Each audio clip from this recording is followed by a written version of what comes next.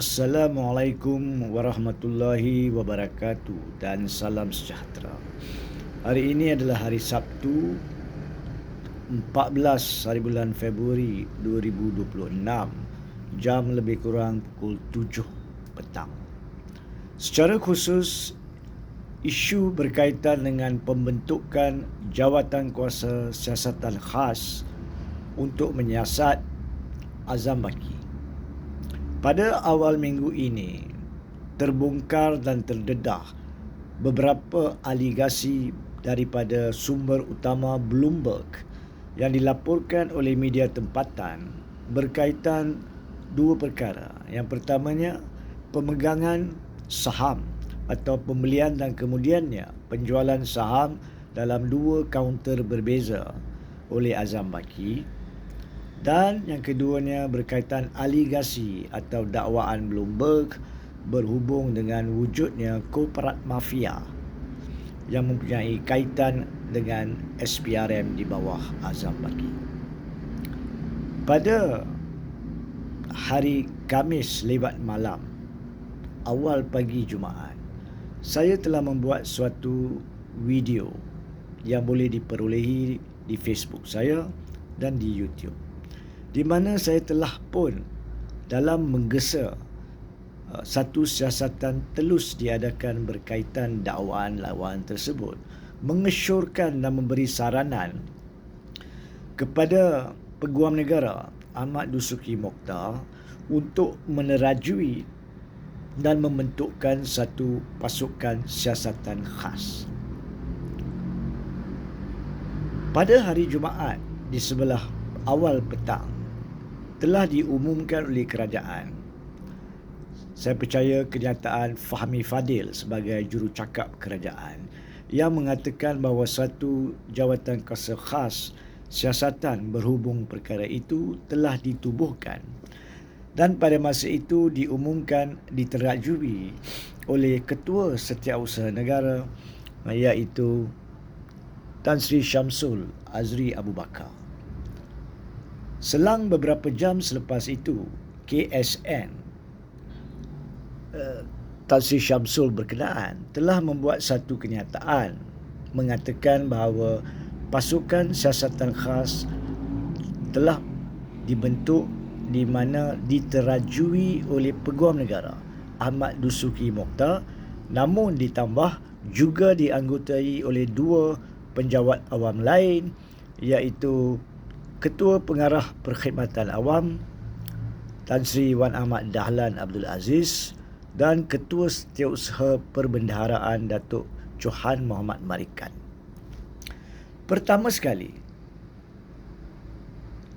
saya amat setuju dengan pembentukan satu jawatan kuasa khas untuk menyiasat dakwaan-dakwaan berkenaan berkaitan Ketua Pesuruhjaya SPRM Azam Baki. Siasatan terhadap ketua mana-mana agensi penguatkuasa undang-undang tidak wajar diletakkan pada agensi berkenaan. Apatah lagi, perkara yang didakwa terhadap Azam Baki bukan sahaja berkaitan dengan salah guna kuasa maupun perolehan wang tanpa sumber atau sumber yang dikhawatiri, tetapi ia juga melibatkan isu berkaitan jual beli saham yang melibatkan undang-undang security. Agensi yang berkaitan adalah Security Commission. Aligasi lanjut Bloomberg berkaitan dengan korporat mafia melibatkan dakwaan jenayah berat yang merupakan bidang kuasa polis. So apabila aligasi membabitkan pelbagai dakwaan yang mengaitkan dengan salah laku jenayah pelbagai, maka tidak boleh diserahkan kepada satu agensi semata-mata dan wajar diterajui oleh Peguam Negara. Keduanya, kenapa Peguam Negara?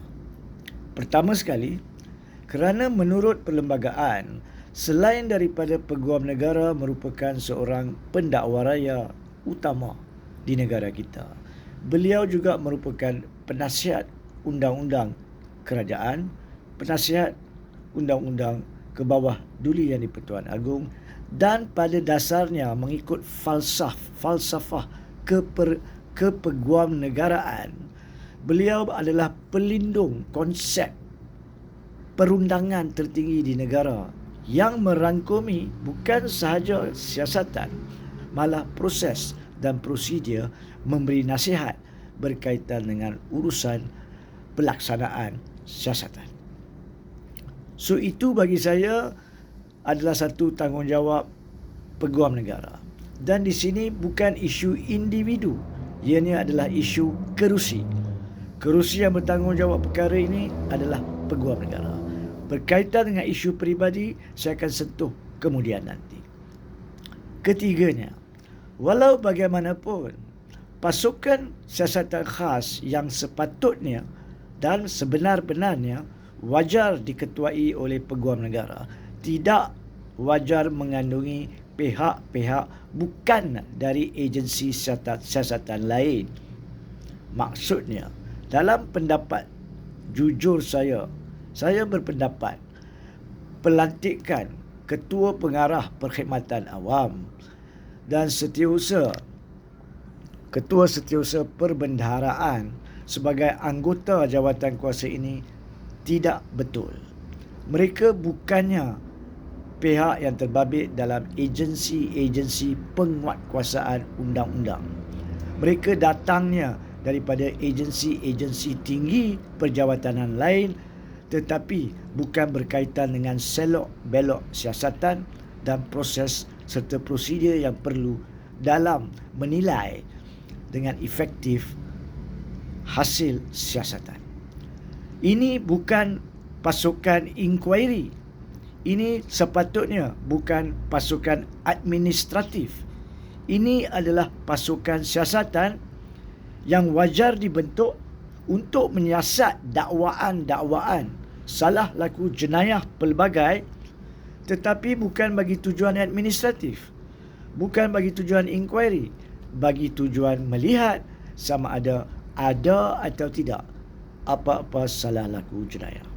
Jika ada, maka semestinya lah ia akan pergi ke meja peguam negara untuk membuat keputusan di bawah undang-undang manakah pertuduhan akan dibawa jika dibawa, dan jika tidak ada bukti yang mencukupi menjurus kepada pertuduhan jenayah yang memerlukan saranan kepada pihak perkhidmatan awam untuk tindakan disiplin dalaman contohnya, maka itu akan berada dalam rekomendasi Pejabat Peguam Negara pada kertas siasatan berkenaan. Justru isu KPPA atau Ketua Setiausaha Perbendaharaan tidak relevan sama sekali di dalam pasukan siasatan khas ini. Keempatnya, walau bagaimanapun, apabila pasukan siasatan khas dibentuk dan diterajui oleh Peguam Negara, ini bukan bermakna bahawa Peguam Negara Ahmad Dusuki Mokhtar menjadi pegawai penyiasat. Tidak. Di sini saya perlu menyentuh komen yang telah dikeluarkan oleh Wakil Rakyat Bukit Gelugur, seorang peguam, Ram Karpal Singh, yang menyoal perihal dengan kedudukan perbezaan tanggungjawab sebagai pihak siasatan dan pihak peguam negara untuk kemudian nanti membuat rekomendasi berkaitan dengan kebersalahan atau tidak. Peguam negara tidak akan memainkan dan tidak boleh memainkan peranan untuk pergi ke medan siasatan. Beliau akan duduk di Sekretariat Utama, yakni di bilik beliau sendiri pun di Pejabat Peguam Negara, untuk melantik siapakah pegawai-pegawai yang berkelayakan dari polis, dari Suruhanjaya Security dan dari SPRM yang boleh tanpa konflik kepentingan membantu membuat siasatan ketiga-tiga isu berbangkit dalam dakwaan jenayah ini dan menyediakan kertas siasatan yang beliau boleh pantau bukan masuki atau masuk campur lagi, pantau. Dan apabila perlu nasihat-nasihat lanjut, pandangan-pandangan lanjut berkaitan siasatan itu, maka peguam negara lah sendiri perlu memberi panduan dan arahan lanjut, sama ada untuk mengambil keterangan lanjut daripada mana-mana saksi dan sebagainya. Dus di sini bukannya kerja peguam negara sebagai pegawai penyiasat. Kelimanya, isu peribadi Ahmad Dusuki. Ya, saya faham.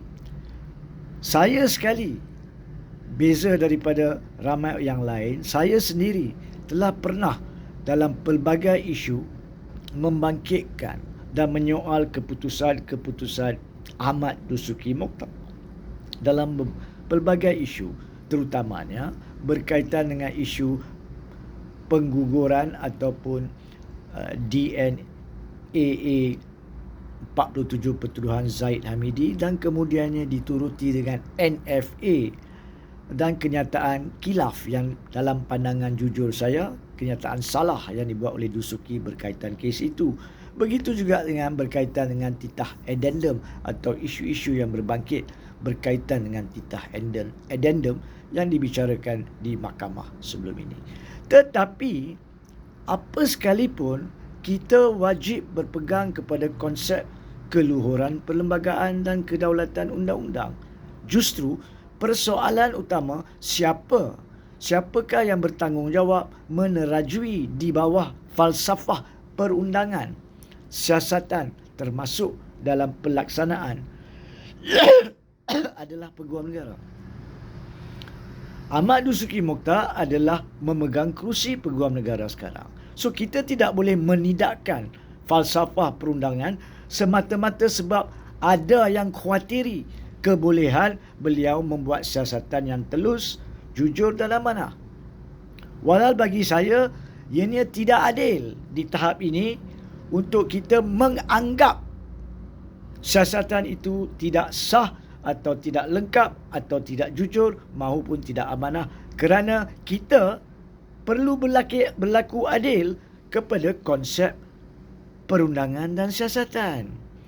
Sekiranya selepas atau semasa siasatan berlaku ada kenyataan-kenyataan yang tidak betul dan tidak tepat berpandukan konsep kedaulatan undang-undang dikeluarkan oleh Ahmad Dusuki Mokhtar sebagai peneraju pasukan siasatan khas kes Azam Baki ini, maka nescaya saya lah orang pertama akan menegur pada masa itu.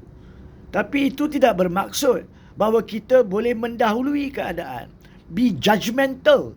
Kononnya sebab Dusuki Mokhtar, maka tidak akan ada siasatan adil. Itu jahat.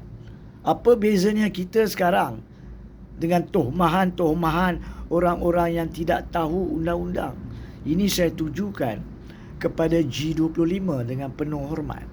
Sebab ada satu kenyataan yang G25 telah keluarkan melalui laporan FMT pada hari ini, seperti mana komen Ram Karpal Singh yang saya sentuh tadi.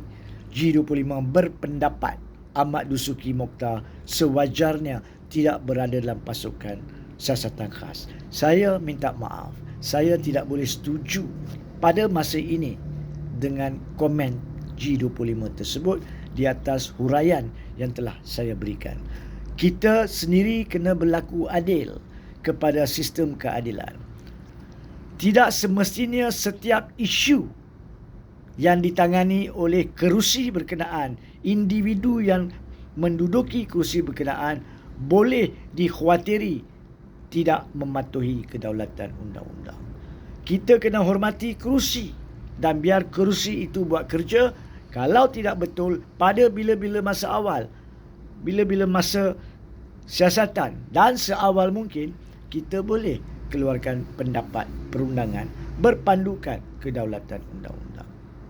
Akhir sekali, yang keenamnya, ada satu lagi pandangan yang telah diberikan oleh seorang lagi wakil rakyat, Wong Chen. Saya percaya Subang Jaya. Yang beliau mengatakan bahawa sepatutnya Tun Tengku Maimun dilantik menerajui pasukan siasatan khas tersebut. Sekali lagi saya minta maaf, cadangan Wong Chin lari daripada paksi. Ini adalah pasukan siasatan khas untuk menyiasat dakwaan salah laku jenayah. Dia seperti pembukaan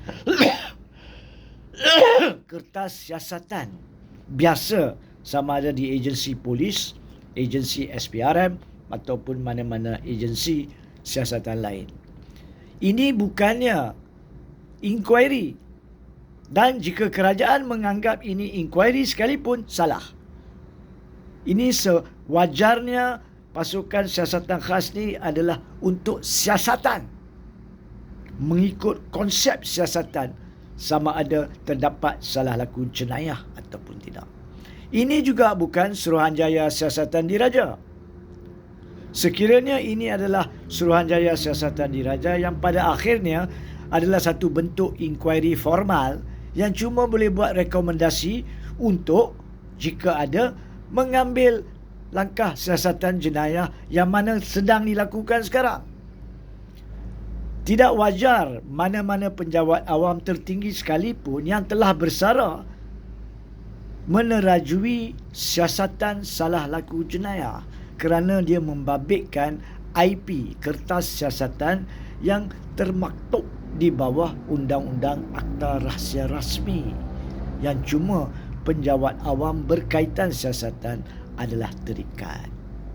Justru dengan penuh hormat kepada Tun Tengku Maimun sekalipun, saya berpendapat isunya bukan orang luar yang boleh menerajui siasatan jenayah, tetapi kerusi mana di dalam sistem pelaksanaan undang-undang yang wajar ketika ini, kerana Azam Baki merupakan seorang ketua tertinggi agensi pelaksana undang-undang, iaitu SPRM, yang dituduh atau menghadapi dakwaan yang belum ditentukan sah atau tidak pelbagai jual beli saham yang boleh membabitkan Suruhanjaya Security, dakwaan salah guna kuasa atau rasuah, perolehan wang secara tidak betul, iaitu SPRM, dan ketiganya jenayah berat, iaitu penglibatan kononnya dengan mafia korporat. Oleh itu, saya harap dengan penjelasan ringkas ini, saya harap rakyat boleh faham apakah maksud sebenar pasukan siasatan khas di sini. Dan saya juga harap kerajaan yang telah menubuhkan pasukan siasatan khas ini faham tujuan sebenarnya. Jangan kerajaan sendiri salah dan menganggap ini adalah inquiry ataupun satu jenis RCI. Ianya bukan. Sebab selesai saja siasatan ini, kertas siasatan wajar dimajukan kepada pejabat peguam negara yang kini pun menerajui sebagai penyelia, yang mana selalu mereka jadi penyelia dalam kes siasatan biasa yang lain. Justru sabar menunggu, tanya kepada kerajaan jika anda benar-benar membentukkan pasukan siasatan khas ini sebagai menyiasat salah laku ataupun dakwaan salah laku jenayah di tahap ini, syabas dan tahniah, betul. Tapi jangan salah dalam menganggap ini adalah inquiry. Dan keduanya memang betul, peguam negara yang kini merupakan Ahmad Dusuki Mokhtar wajar menerajui pasukan siasatan khas ini, tetapi kedua-dua orang lain di dalam pasukan ini, iaitu Ketua Pengarah Perkhidmatan Awam dan Ketua Setiausaha Perbendaharaan, tidak boleh berada dalam pasukan ini sebab mereka tidak mempunyai kepakaran, dengan penuh hormat ya, tidak mempunyai kepakaran berkaitan dengan konsep falsafah siasatan jenayah. Ketiganya, tidak wajar dipersoalkan tentang amanah, jujur atau ikhlas Dusuki Mokhtar berkaitan isu ini sebab beliau belum pun bermula membuat tugasan beliau. Dan isu-isu terdahulu, walau pedih setakat mana sekalipun, tidak boleh mendahului pendapat kita pada masa ini. Apabila ianya berlaku, kita bebas untuk memberi pandangan lanjut bergantung kepada perkembangan siasatan dan kenyataan yang dibuat pada masa itu. Akhir sekali, kita tidak boleh mencadangkan pelantikan orang luar walaupun orang yang dihormati seperti Tun Tengku Maimun untuk menerajui seruan pasukan siasatan khas ini, maupun kita tidak boleh masukkan mana-mana pihak lain. Sekian. Terima kasih.